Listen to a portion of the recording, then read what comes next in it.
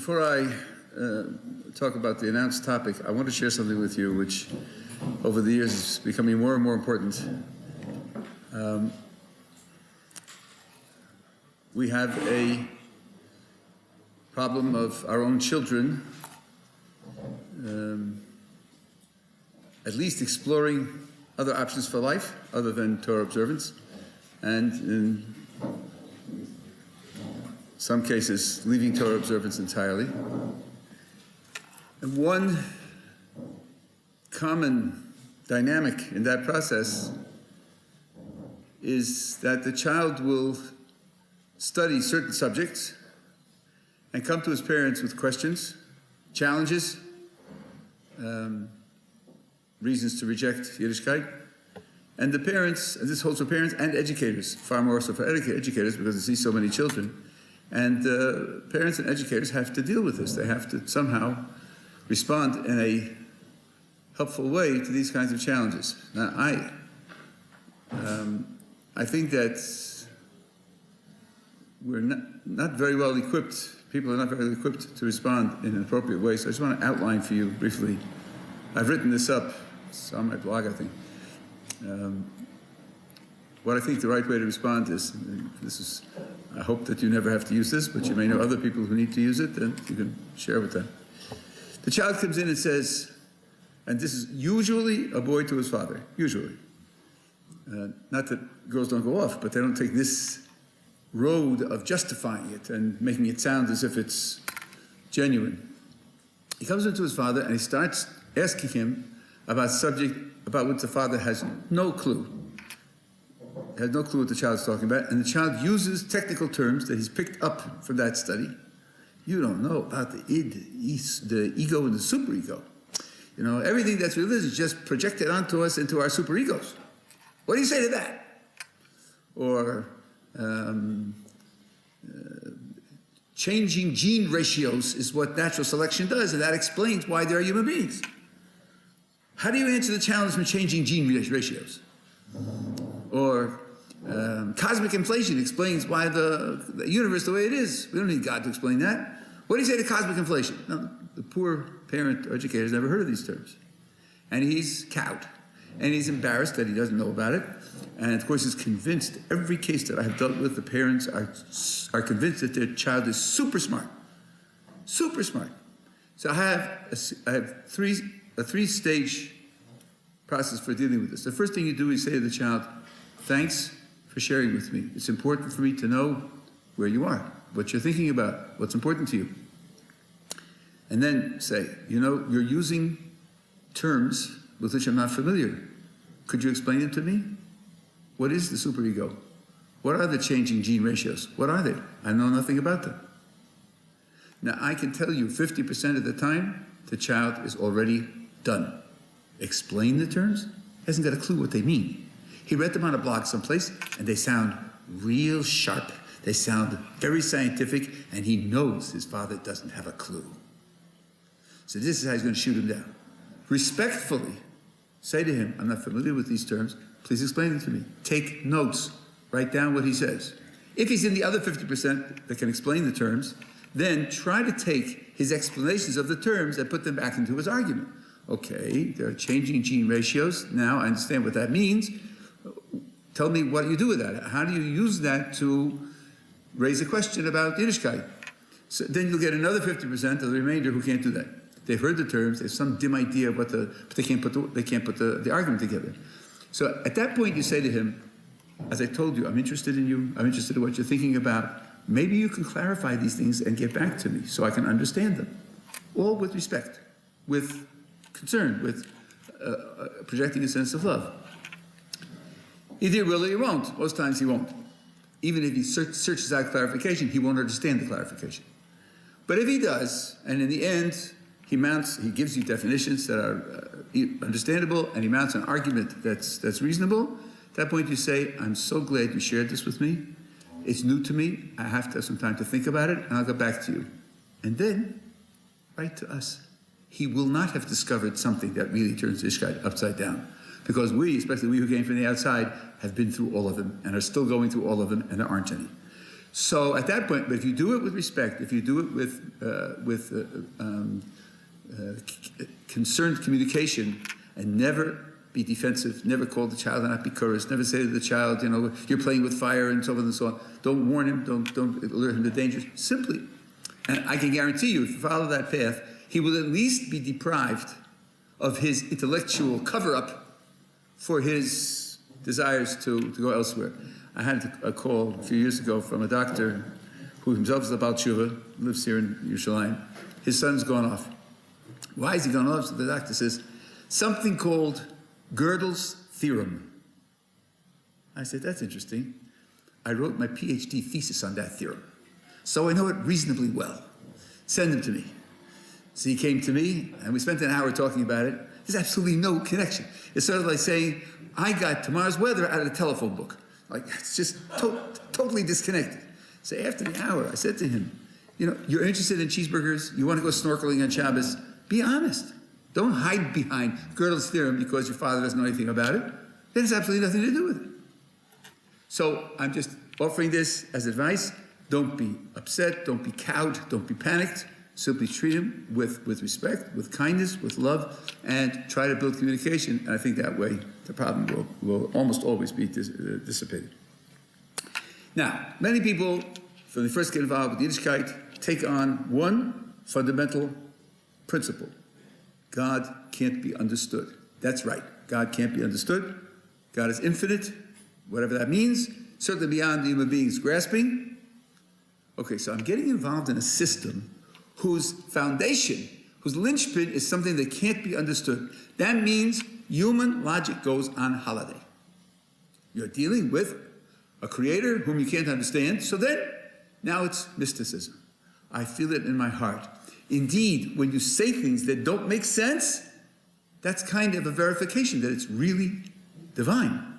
Because if it made sense, it wouldn't be divine, it would be something you can understand. There's a whole branch of Christianity that's based on that. The fact that what they say is nonsensical is their pride. This isn't new. Maimonides wrote about this in his parish on the Mishnah, in the Hakdam Perek Chelik. The people who glory in saying things that are nonsensical, and the more nonsensical it is, the more they glory because it shows how frum they are. I can even believe in square circles. You're just up to orangutans. Let me tell you, I can believe in square circles. So I'm much firmer than you are. The truth is that the Torah, in many applications, depends crucially on the accuracy of human logic, human understanding. It couldn't be accepted, it couldn't be applied. We couldn't live up to its own requirements for us if there weren't a very strong endorsement of the accuracy of human logic. Very strong endorsement doesn't mean infallibility, of course. We certainly do make mistakes. But using logic, we can describe the areas where the mistakes are likely to be found. And we can try to protect ourselves from the mistakes. And it's definitely appropriate to use logic and to apply its results. Let me give you a few examples, some which I'm sure are familiar to, and some of which may not be. We have a vast body of halacha. It's assumed that we're going to learn this, understand it, and be able to apply it. And of course, there'll be different levels. Not everyone, very few people can be a Chaim Kanievsky, make a siyum on Kol Torah Kula every year. But there are people who can do that. There always have been people who can do that. If human logic were generally untrustworthy, something which, because we're facing an infinite reality, we can't be trusted to draw our own conclusions, you wouldn't be able to learn it, understand it, you wouldn't be able to be miyashev stiras, contradictions from various places, and you wouldn't be able to calculate consequences and applications. So by giving us this vast body of halacha, Kodesh Baruch Hu was saying, I trust you to be able to learn it and to understand it. Secondly, we have to apply halacha to the real world. And sometimes you need sophisticated, accurate knowledge of the real world. Can I eat on Yom Kippur or can't I eat on Yom Kippur? First you go to the doctor and get the doctor's report, and then you take the doctor's report to the rabbi.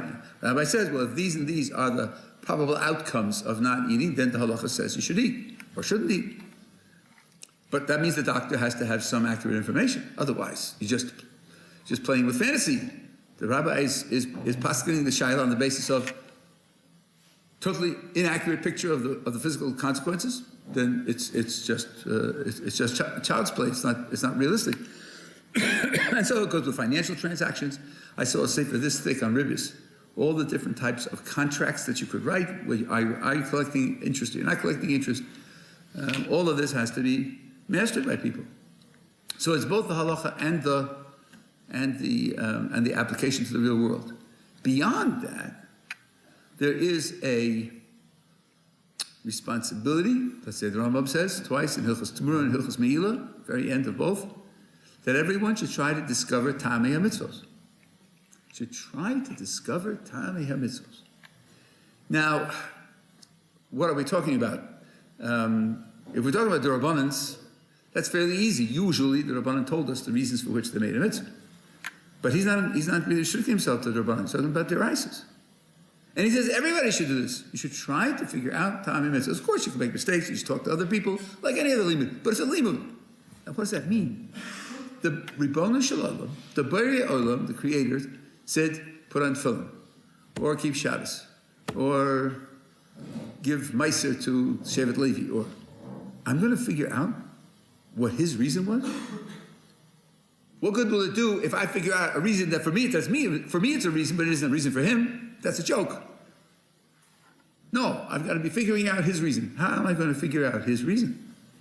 If he's Ein Sofi. There is a way. There is a way by putting together two things that HaKadosh Baruch Hu says and seeing how they're related. Let's imagine HaKadosh Baruch Hu says, do A. The rule is do A. That's the mitzvah. Let's imagine that somewhere else HaKadosh Baruch Hu says, you have a responsibility for your health. I'm sorry. I'm getting mixed up between the principle and the application.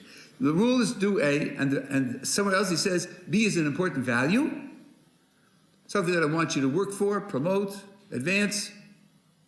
And these are two separate things. One is Shmos and one is in Bamidbar. But looking at life, you see that by doing A, you promote B. It's a matter of fact that doing A promotes B. Then it is fair to say that one of the HaKadosh Baruch Hu's own reasons for telling us to do A is to promote B. Because he said both of them. I'm not thinking this up. I'm not figuring this out. He said both of them. So, for example, there is a prohibition against eating pigs. For a long time, for thousands of years, eating pigs was eating pigs was dangerous to your health, and it wasn't known to be so. And then there came a time when it was known to be so, but they didn't know how to make it safe to eat. It's fair to say that one of HaKadosh Baruch Hu's reasons for telling us not to eat pigs is to protect our health. Because he told us not to eat pigs, and he told us to keep healthy. And as a matter of fact, not eating pigs served to help keep us healthy.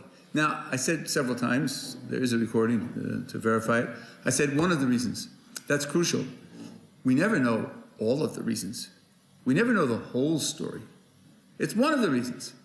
And why that's important is that you don't want someone to say, okay, not eating pigs protected our health, but now we know how to eat pigs and not have a danger to health, so therefore there's no reason to keep the mitzvah anymore.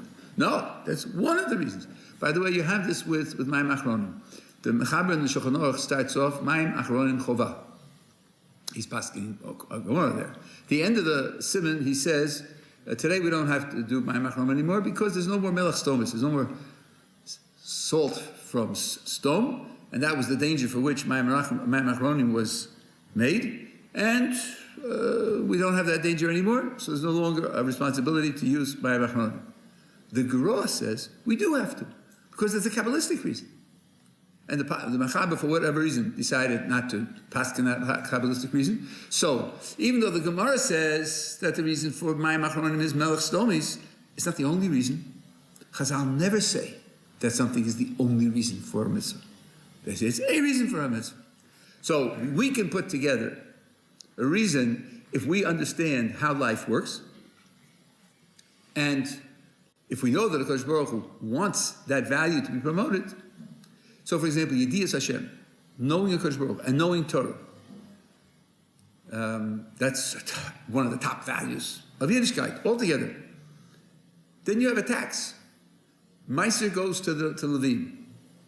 But the purpose of Meiser to the Levim, and the Rambam writes this in the Mishnah Torah, is that the Levim should be free to study Torah, to teach Torah to the people.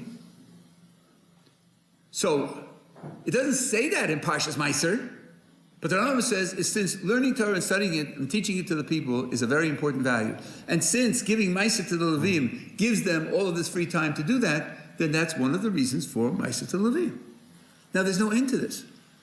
Everyone can use his own understanding. Of course, mistakes can be made. You may have to change it later, but everyone is encouraged to use his own understanding to be able to figure out reasons for mitzvahs. And by the way, any secular knowledge that a person has can be put to use in this effort.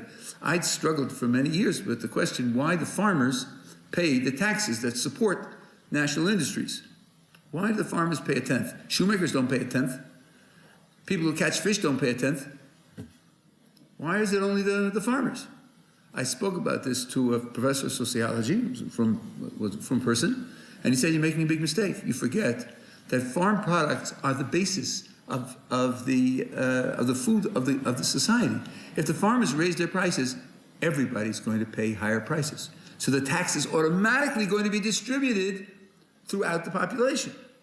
So I thought to themselves, see, if you know a little economics, you can understand what the Torah is doing much better. I would be hunting for a reason why somehow the farmers are special, that they should be laden with this tax. It's a mistake. They aren't. The tax translates out to the rest of the people also.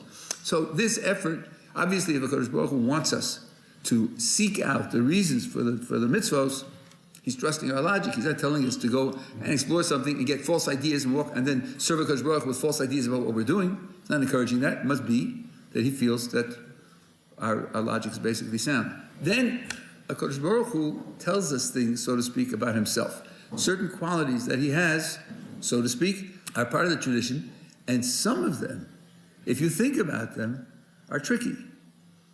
In order to get an accurate understanding of these descriptions that he gave us, we have to think carefully about them in logical terms. And obviously, if HaKadosh Baruch Hu gave us the descriptions, he expects we'll be able to understand them, and logic is the way to do it. For example, HaKadosh Baruch Hu is called Yochel. We say he's all-powerful, or he can do anything. That's ABCs. No limits of what HaKadosh Baruch Hu can do. The three statements that I made are all different. All-powerful is one thing, can do anything is another thing, and the limits of what he can do is another thing. But since they're associated in people's minds, I just used all three. Well, let's try some examples and see how this works. So HaKadosh Baruch Hu can do anything. You take HaKadosh Baruch Hu can blank, fill the blank any way you like. It's got to be true. How about this? HaKadosh Baruch Hu can learn something new. HaKadosh Baruch Hu can learn something new. How does that sound? You're frum, aren't you? You got to say yes. What about HaKadosh Baruch Hu can improve? How does that sound? Now here's one that maybe is a little tricky, though our sources are unanimous on it. How about HaKadosh Baruch Hu can commit suicide? Well, let's see. HaKadosh Baruch Hu can learn something new. That would mean that he didn't already know everything. Do we really want to say that? HaKadosh Baruch Hu is lacking knowledge? HaKadosh Baruch Hu can improve. That would mean that he isn't already perfect. Do we want to say that? HaKadosh Baruch Hu commits suicide. That would mean that his existence is only accidental, contingent. He could exist or not exist. Do we really want to say that? The Rambam, the Ramchal, everyone who talks about it says HaKadosh Baruch Hu is mukhrach hametzius. His metzius is impossible to fail. Then that means killing himself is not in the offing. So, do we really want to say that HaKadosh Baruch Hu is Kol Yochel, that he can do everything? Here are examples of things which it seems we don't want to say that he can do. Why don't we want to say that? Because, I'm reading your minds, the uncomfortable expressions on your faces express the obvious thought. Each one of these abilities is built on an imperfection. You can only learn something new if you're imperfect. You don't know everything already. You can only improve if you're imperfect. You can only commit suicide if your existence is not necessary, it's only a happenstance, and that's also an imperfection. So, we don't want to say HaKadosh Baruch Hu can do these things because we'd be implying that he's imperfect. In other words, we have a conflict now. We want to say HaKadosh Baruch Hu is perfect. We wanted to say that he could do everything, but now we see there's a conflict. What shall we give up? Give up doing everything. That's what all the sources say. Perfection is root. Shleimus is root in understanding HaKadosh Baruch Hu. And if these silly examples contradict that, then they're the ones that can go. We don't say that he can learn something new. We don't say that he can improve. We don't say that he can commit suicide. Okay, that's one, how shall I say, attack on the simplicity of the idea of Kol Yochel. Then there's another attack which has to be taken into account. This works a different way. It sounds similar, but it's different and has very important applications. Here are some examples. They're a little flippant, but that's the way philosophers work. Kadosh Baruch Hu has challenged me to a game of chess. Because he's a much better player than I am, he's giving me an advantage. He's playing with only his king. I have the full set of pieces. He's playing with only his king. Can he checkmate me with only his king? Now, of course, I know that would be hard for you, but we're talking about God. Can God checkmate me with only his king? Can HaKadosh Baruch Hu divide 2 into 5 evenly with no remainder?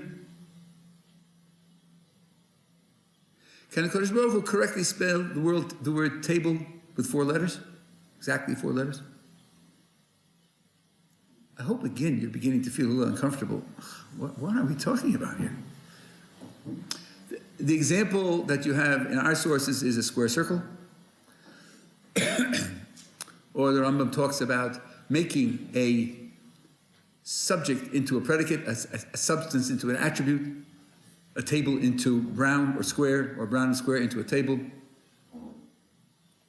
There are certain things which are also eliminated, not things we're going to say HaKadosh Baruch Hu can do, but for a different reason now. The reason now is different because when you look at the words that fill in the blank, God can blank, and you fill in the blank, here the failure is in the words in the blank. Checkmate with just the king? Sorry, the rules of chess don't allow that. Or divide 2 into 5 evenly with no remainder? That's not how division works. Spell the word table with exactly 4 letters? You're not spelling the word table. That's not how spelling works. Square circle? If it's square, it's not a circle. It's circle, not square. This is very different from the first cases. The first cases which you put in the blank was perfectly reasonable, perfectly logical, perfectly applicable. In fact, what we were talking about in the first cases are abilities that you and I have. Ability to learn something new, that's perfectly reasonable. Ability to improve, ability to commit suicide, Toshis talks about that in several places. Everyone in this room has all those abilities. Those abilities are genuine abilities. It's just that we can't say that Kodesh Baruch Hu has them, because that would imply it is imperfect. This new set of cases, what you put in the blank is ridiculous. Now, there are people who will say, well, so what? So what if it's ridiculous? Is God bound by our logic? It's only ridiculous to us. It's only our logic. Who says that he can't make a square circle? Why should he be limited in that way? We're limited because our logic is limited, but he's not limited at all. But I'm afraid to say things like that. So we have to understand why it is. I think the critic here is making a crucial mistake. The truth is that when you fill the blank with make a square circle, or checkmate with just the king, or divide 2 into 5 evenly, what you're filling the blank with is nonsense. It's not as if there are various things that are limits, and Kodesh Baruch Hu has no limits. He can move around galaxies. He has no limit in physical power. And he can change the laws of nature. The laws of nature don't affect him. And he can change the nature of the universe altogether. He can make people live and make people die. Right? He can create something out of nothing. He can do all of those things. And now, you're claiming you've discovered a limit? This he can't do? That's got to be a mistake. That's true. If we were claiming to discover a limit and say this he can't do, that would be a mistake. But that's not what we're doing. What we're pointing out is that when you fill the blank with these words, you haven't said a limit. You failed to say a limit. Let me make it brutal. Suppose someone says, can God blah? And you say, what? I mean, what's blah? Is that a word? I don't know what you mean. And he says, it's not a word, it's just a sound, but can he or can't he? Answer! You're frum, aren't you? You got to say yes. You don't want to say that God can't do anything, right? The correct response is, excuse me, you haven't described something to be done. So you haven't asked the question. Can God blah? That's just nonsense. If I refuse to say yes, I'm not acknowledging God has a limit. No limit has been stated. Now let's try the examples that we gave before. Square circle. I want you to imagine you're on the way to the mall to go shopping. Somebody calls you up and says, you're going to the mall? Yes. Have you got a spare $25? Yes. Could you get me something? Sure, tell me what it is. I'll be glad to pick it up. Please get me a square circle. What would you say? I think you'd say, what? You want? Say it again. You want? He says, yeah, pick me up a square circle. Well, where would you look? In a clothing store? In a game store? You know, in an art store? In the supermarket? Where would you go? I think you say to him, I don't understand you. I know what square means. I know what circle means. When you put them together, nothing lights up inside. You know, there are no light bulbs going off. I don't know what you mean. And that's quite right. You don't know what he means. So he's failed to communicate. Similarly, if someone says, can God make a square circle? The right response is, I don't understand you. I don't understand your question. Because I don't understand what you mean by square circle. I'm not going to say he can, because there's nothing to say he can to. I'm not going to say yes. You only say yes to a proposition. This is just nonsensical words. Now, this is important in two respects. First of all, it solves, this is a minor thing, but people know about it. It solves that problem that people ask when they think they're very clever. They're about 19 years old after the third beer at 1:30 in the morning. Can God make a stone too heavy for him to lift? Come on, guys, you guys with the yarmulkes, let's hear you. Can he make it or can't he make it? Now look, if he can make it, then he can't lift it. So that's something he can't do. And if he can't make it, then that's what he can't do. Either way, there's something he can't do. So he can't be all powerful. So Judaism can't be true. Order the cheeseburgers. That's how it goes. But of course, it's not that simple. Because the critic is assuming that we have to give a yes or no answer. Can he create a stone too heavy for him to lift or not? But suppose now we reflect to the critic, stone too heavy for God to lift is nonsense. It's nonsense. And since it's nonsense, I'm not going to answer yes or no. I only answer yes or no to meaningful propositions. If you speak nonsense, I don't answer yes or no. Now, why is stone too heavy for God to lift nonsense? Well, because stone too heavy for God to lift means a stone so heavy that God, who's all-powerful, can't lift it. Which means stone so heavy that God, who could lift anything, can't lift it. Which means stone so heavy that God, who can lift it, can't lift it, and that's a contradiction.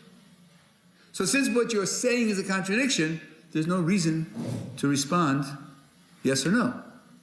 Okay, that's cute, you know, to impress the 19-year-olds who haven't started to think. It becomes very important with the problem of evil.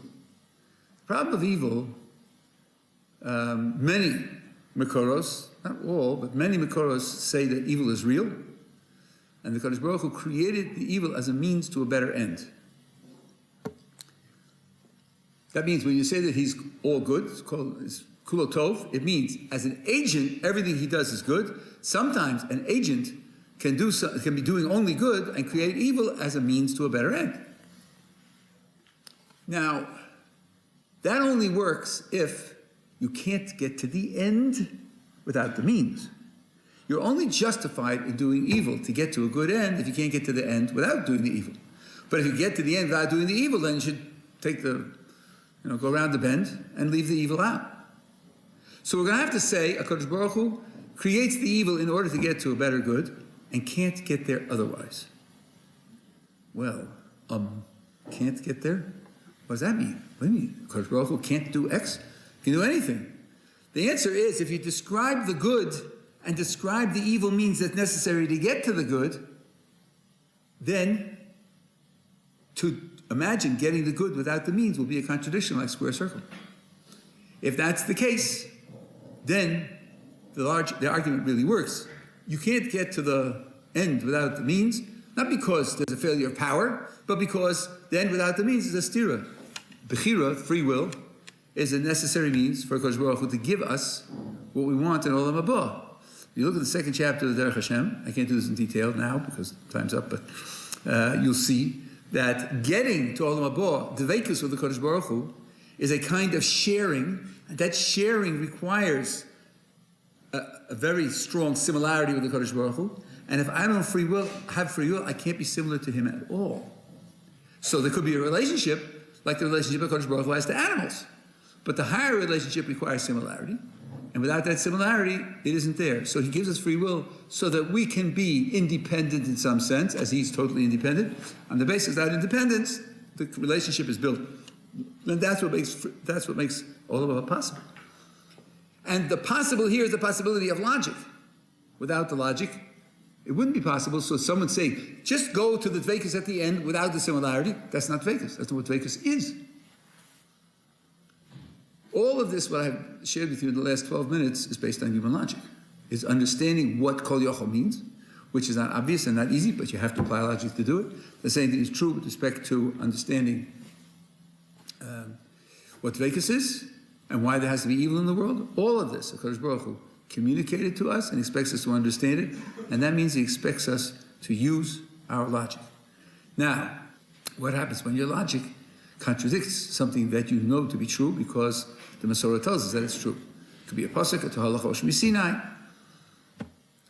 So, as I said at the outset, to say we should trust our logic doesn't mean our logic is infallible. Even those who have the strongest belief in human logic do from time to time change their minds. If they don't, they're non-accountable altogether. If they don't, you shouldn't. If a person has never changed his mind, you should never listen to him. Don't listen to anything he says. So these very same people who give human logic its tremendous samchus, its endorsement, they know that sometimes it makes mistakes. The question now is, how do you draw the line? And if you know that the Torah comes from a makor that's infinitely superior to us, then you know that when that makor tells you make a mistake, it's a mistake. And therefore, trusting human logic doesn't mean that you trust it blindly. But it isn't as if either you trust it or you don't. Many people today are into a mindset where it's either all or nothing. It's a very dangerous mindset. Here, you trust it almost all the time, and then there are times when you have to recognize its limitations. The Kodesh Baruch Hu tells us what the limitations are. Finally, I'm just going to mention this without going through all the details. There's a big machlokes, maybe not even a machlokes. Many makoros say there can't be a mitzvah to believe in a Kodesh Baruch Hu. There can't be a mitzvah to believe in Kodesh Baruch Hu. The way the Rishonim put it is a mitzvah presupposes a mitzaveh, a commandment presupposes a commander. So, the very existence of the mitzvah presupposes there is a commander who's issuing the command. You can't then have a commandment whose content is to believe in the commander. For there to be any commandment at all, you have to assume there's a commandment. Very good. Let's take that as a position. What then is my responsibility to believe in the commander? It's not because he told me to. That's why I put on tefillin. That's why I keep kosher. That's why I give charity. That's why I pursue justice. The Borei Olam told me to do those things. That's why I do them. That's why I'm obligated to do them, and that's why I do them. Belief in God isn't something I do because the Borei Olam told me to do it. So why do I do it? What's requiring me to do it? The answer is logic. Logic. You look at the world, look at the way the world runs, you look at the alternatives, you can see there's enormous evidence that HaKadosh Baruch Hu is running the world. That means the responsibility of logic is built in at the bottom. The whole system stands on logic. And if you meet someone, usually this happens in Kyiv, Says, Rabbi, I just don't agree that there's a responsibility to live with logic. Who says? I'll teach you a trick. Don't ever discuss what a person is responsible to do by discussing with the person you're talking to and asking him, don't you realize you have to do this? Don't do that.